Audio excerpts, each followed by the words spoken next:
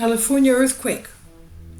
Long-dormant fault line threatens Los Angeles. A new study finds.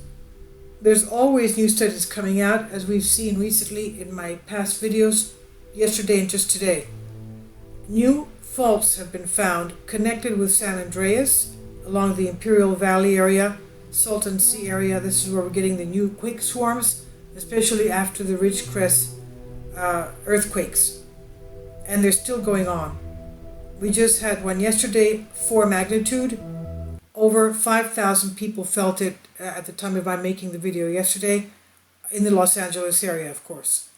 Now this is by Tom Fish on Express UK.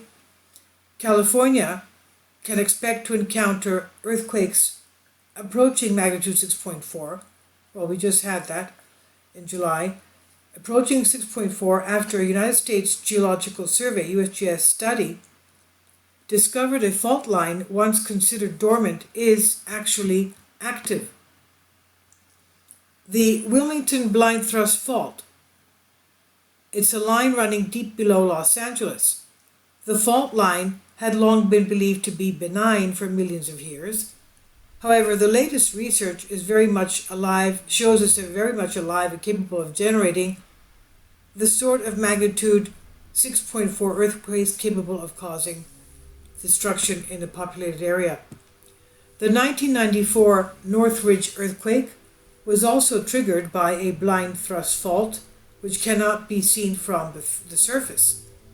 The Northridge earthquake was recorded as magnitude 6.7, within the range of what researchers estimate the Wilmington blind thrust fault could generate on its own.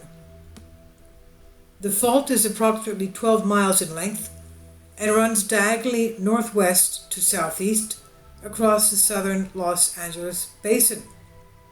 This is basically the direction of the San Andreas Fault. Related segments to the north and south lengthen the span of the fault line to around 34 miles. The fault runs under both Los Angeles and Long Beach, areas which are vital shipping centers for the country.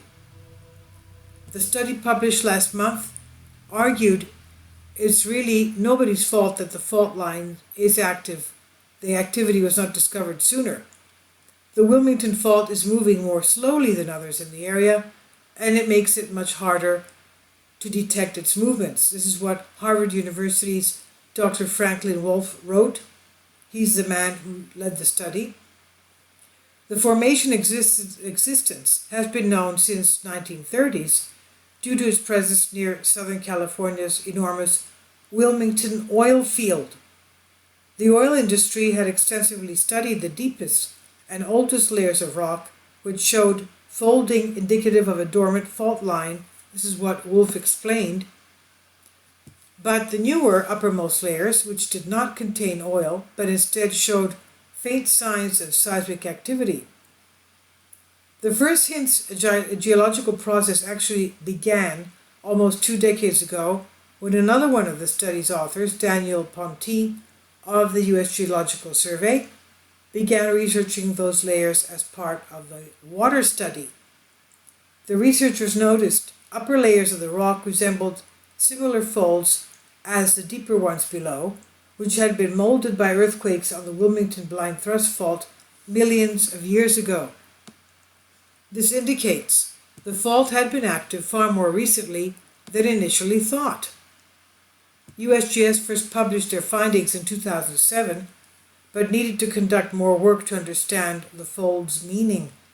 Harvard University researchers and USGS combined data compiled by the oil industry of the deepest, oldest layers of rock in the area with new research from USGS to create a comprehensive picture of the geology around this fault. Both 2D and 3D modeling was used to create a comprehensive picture of this fault to estimate its potential strength, what it could do in the future. The discovery of the Wilmington Fault's activity does not necessarily increase the earthquake hazard level in the Los Angeles basin.